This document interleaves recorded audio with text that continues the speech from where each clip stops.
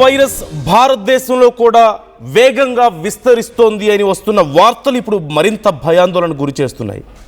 ఇండియాలో తొలి Ebola case నమోదైంది. బెంగళూరులో యుగాండాకు చెందిన ఒక మహిళకు ఎబోలా లక్షణాలు కనిపించాయి. ఈ నెల 23న యుగాండా నుంచి బెంగళూరుకు వచ్చింది ఆ మహిళకు ఎబోలాకు చెందిన తేలికపాటి లక్షణాలు కనిపించాయి. అయితే ముందు జాగ్రత్త చర్యగా వెంటనే ఆసుపత్రికి తరలించారు.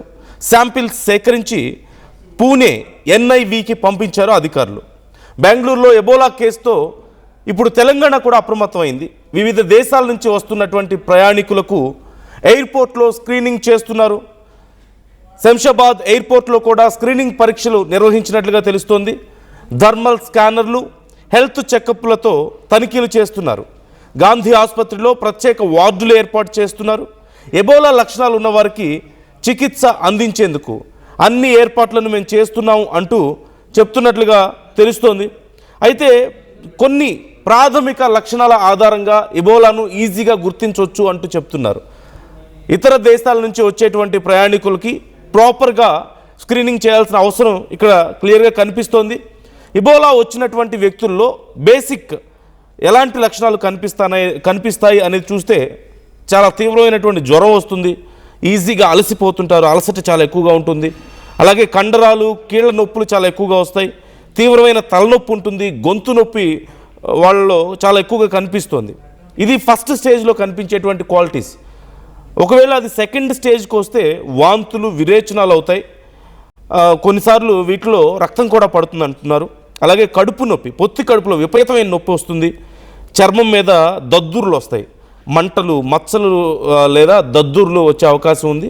At the same time kidneys and liver దెబ్బతింటుంది దీనివల్ల. సో అంతర్గత అవయవాల మీద కూడా చాలా తీవ్రమైనటువంటి ప్రభావం ఉంటుంది. This is in second stage.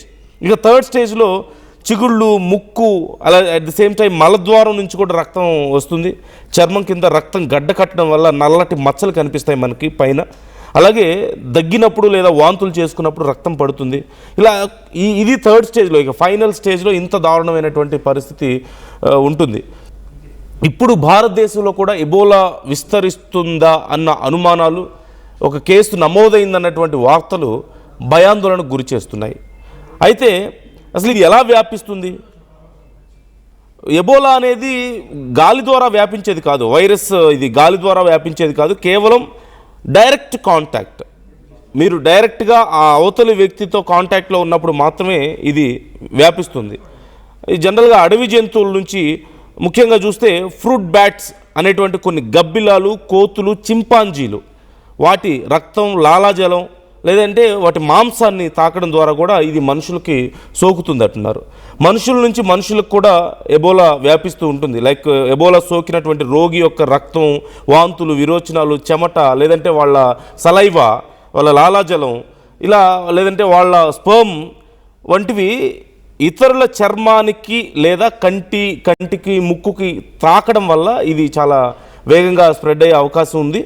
అలాగే వస్తువులు కూడా, వాడిన బాధితులు వాడినటువంటి బట్టలు, పరుపులు, సూదులు తాకడం వల్ల కూడా ఇది వస్తుందని చెప్తున్నారు. సో ఈ లక్షణాలు ఒకవేళ మీలో ఎవరికైనా కనిపించినా, మీ చుట్టుపక్కల కనిపించినా చాలా ఇమ్మీడియట్గా అలర్ట్ అవ్వాల్సిన అవసరం అయితే ఉంటుంది.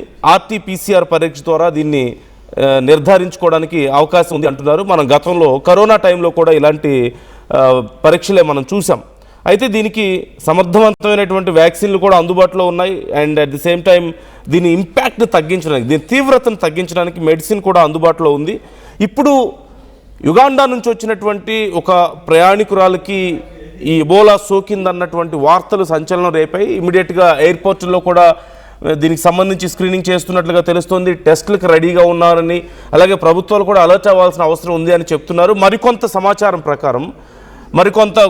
సమాచారం ప్రకారం చూస్తే ఇప్పటికే మరికొన్ని కేసులు ఉన్నాయని, కానీ అవి బయటపడలేదు, ప్రాపర్గా బయటపడడానికి కొంత సమయం పడుతుంది అంటుంటే, మరికొంతమంది నిపుణులు మాత్రం దీనికి సంబంధించి తమ దగ్గరకు ఇంకా కేసులు రాలేదు అని చెప్తున్నారు.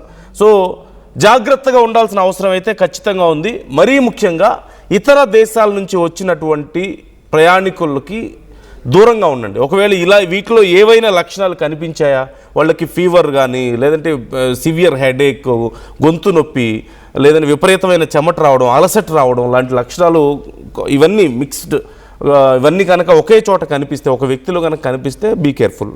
అతను విదేశాల నుంచి, అతను లేదా ఆమె విదేశాల నుంచి వచ్చిన వాళ్ళైతే ఇంకా కేర్ఫుల్గా ఉండండి. ప్రాపర్గా టెస్ట్ చేయించుకొని నెగిటివ్ అని తేలిన తర్వాత మాత్రమే వాళ్ళకి దగ్గరగా వెళ్ళండి. ఎందుకంటే ఇది గాలి ద్వారా వ్యాపించేది కాదు, కానీ ఒకరి ద్వారా ఒకరికి వ్యాపిస్తుంది ఖచ్చితంగా. టచ్ చేయడం ద్వారా, వాళ్ళకి సంబంధించిన వస్తువులు ముట్టుకోవడం ద్వారా, వాళ్ళతో ఫిజికల్ కాంటాక్ట్ ఏ రకంగా ఉన్నా సరే ఇది వ్యాపించే అవకాశాలు చాలా క్లియర్గా కనిపిస్తున్నాయి. కాకపోతే నంబర్ ఆఫ్ కేసెస్కి సంబంధించి ఇప్పటికీ ఎలాంటి క్లారిటీ లేదు, కానీ లేదని చెప్పడానికి అవకాశం లేదు. పూర్తిగా ఇది పూర్తిగా జీరో అని చెప్పడానికి అవకాశం లేదు. ఇప్పటికిప్పుడు పెద్ద ఎత్తున కేసులు వస్తున్నాయని చెప్పడానికి ఎలాంటి ఎవిడెన్స్ లేదు, కానీ కొంతమందిలో ఈ లక్షణాలు కనిపిస్తున్నాయి. దానికి సంబంధించి పరీక్షలు జరుగుతున్నాయంటూ తెలుస్తోంది. కాబట్టి మీరు కూడా ఈ విషయంలో కేర్ఫుల్గా ఉండాల్సిన అవసరం అయితే ఉంది. ఒకానొక సమయంలో ఆఫ్రికా దేశాల్లో ఎబోలా వైరస్ వల్ల కొన్ని వేల మంది ప్రాణాలు కోల్పోయారు. ఆ దేశాలని అతలాకుతలం చేసేసింది ఈ వైరస్. ఆర్థికంగా తీవ్రంగా దెబ్బతీసింది. చాలామంది ఈ వైరస్కి భయపడి ఇతర దేశాలకు వెళ్ళిపోయిన వాళ్ళు కూడా ఉన్నారు. ఆ దేశం విడిచి అంత దారుణంగా ఆ దేశాలని ఛిద్రం చేసేసింది.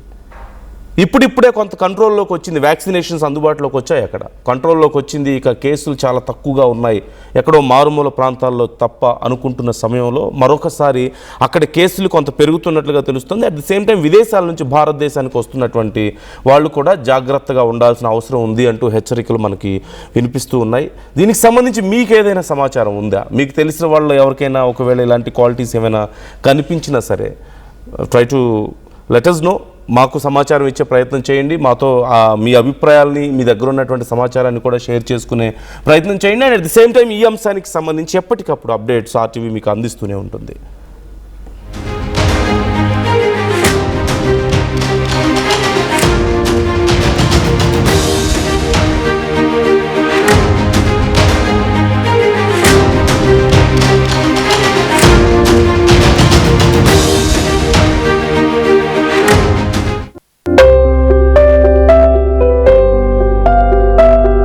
చిన్న చిన్న ఆనందాలు 35 ఏళ్లుగా నా జీవితంలో లేవు.